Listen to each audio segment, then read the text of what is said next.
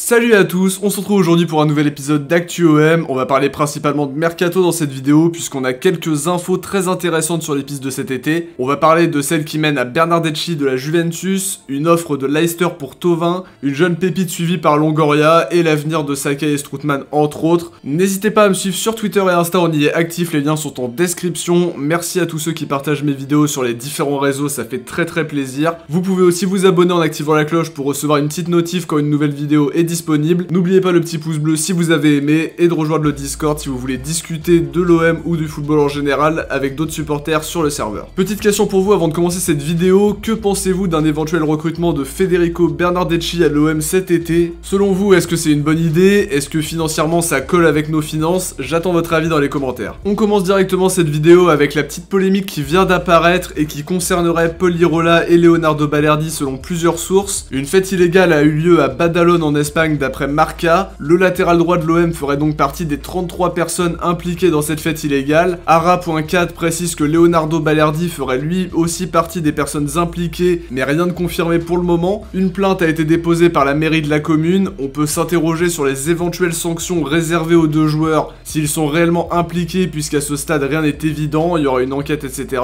Est-ce qu'il y aura une sanction en interne? On aura la réponse prochainement. D'après la presse espagnole, Lirola ferait partie des organisateurs, tandis que Balerdi faisait partie des invités. Lirola s'est défendu en indiquant que c'était un dîner avec 6 personnes. D'après le maire, il y avait une 50aine d'invités. On en rediscutera quand on aura plus d'infos sur cette nouvelle polémique. On passe maintenant à Joachim Kada, jeune défenseur central de l'OM, qui pourrait, d'après le Phocéen, se voir proposer un contrat pro dans les prochaines semaines. Le média revient sur ses qualités, notamment son aspect défenseur robuste plus traditionnel, et pense qu'il peut plaire à la direction qui a déjà verrouillé Aaron Camardin la saison dernière, qui est dans un style lui plus moderne et plus basé sur la relance. On en saura plus dans les prochaines semaines, même si on sait que David Friot pense qu'il y a trop peu de talent malheureusement dans les équipes de jeunes pour l'instant. Maintenant pour Amadou Dia, on était plutôt satisfait de le voir partir en prêt du côté du FC Dordrecht pour qu'il obtienne un petit peu de temps de jeu. Au final, même en D2 néerlandaise, il n'a pas pu s'imposer, il n'a pas disputé le moindre match et plus terrible encore, son club a testé 4 gardiens sans qu'il ne gratte la moindre minute de jeu. D'après Mathieu Grégoire, il va rompre son prêt et ne reviendra sans doute pas pour jouer avec l'OM. A priori, il devrait résilier son contrat qui courait jusqu'en 2022. Triste dénouement pour un joueur qu'on a absolument voulu faire passer pro parce qu'il était convoité par Manchester United et qui devrait visiblement quitter le club dans l'anonymat le plus total. On passe maintenant au dossier Thauvin. Selon Estadio Deportivo, l'ailier droit aurait reçu une offre de contrat de la part de Leicester, 4 ans de contrat et un salaire de 3,5 millions par an. Le joueur n'a pas encore pris sa décision. On sait que Longoria espère encore le prolonger même s'il n'est pas disposé à aller beaucoup plus haut que la dernière proposition de 3 millions par an. D'autres clubs sont intéressés, on parle des Spurs, de la Roma, de Séville et même du Napoli, qui aimeraient tous attirer l'ailier marseillais libre en fin de saison. Maintenant pour Strootman, on a de nouvelles infos. On évoquait dans le dernier épisode que le joueur et le Genoa voulaient poursuivre leur aventure ensemble. D'après Nicolo Chira, la direction du Genoa a entamé des discussions avec l'OM pour un transfert définitif en fin de saison. Le milieu n'a pas participé à la trêve internationale, préférant se concentrer sur son club, et le Genoa pourrait faire des efforts salariaux pour enrôler définitivement Strootman. Concernant Hiroki Sakai, d'après le Phocéen, il ne plaît pas énormément à Sampaoli, qu'il voit pas titulaire dans son équipe. Je pense qu'il a d'autres pistes pour ce poste de latéral droit et qu'il veut créer l'équipe à son image. En plus, on l'a vu, il a joué avec des pistons, ce qui est pas forcément le rôle parfait pour Hiroki Sakai. D'après cette même source, le prix demandé pour Sakai serait aux alentours de 3 millions d'euros à un an de la fin de son contrat. L'objectif étant aussi de récupérer une petite somme plutôt que de le voir partir libre en juin 2022. Longoria a aussi jeté son dévolu sur un jeune espagnol très prometteur, Fabio Blanco, ailier droit de 17 ans qui évolue à Valence, ancien club de Longoria donc, avec qui il a gardé quelques attaches. C'est un joueur que le président connaît bien. D'après Mundo Deportivo, le joueur est bien suivi par l'OM, mais aussi par le Barça, le Bayern, le Real et Dortmund. D'après la même source, le jeune joueur se serait rapproché du Barça qui a installé Matteo Alemany à la direction sportive, un homme qui connaît bien Fabio Blanco pour l'avoir fait venir à Valence quand il y travaillait. La dernière info concerne donc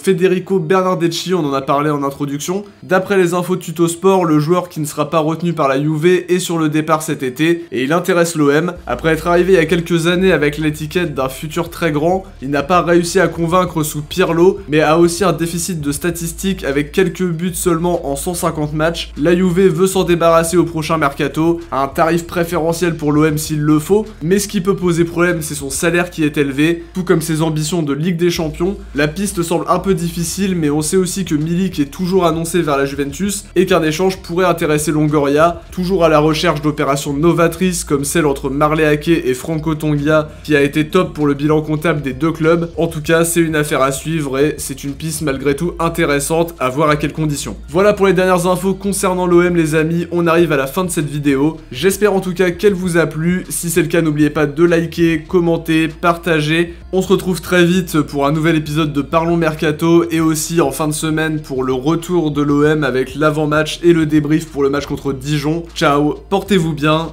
et surtout allez l'OM.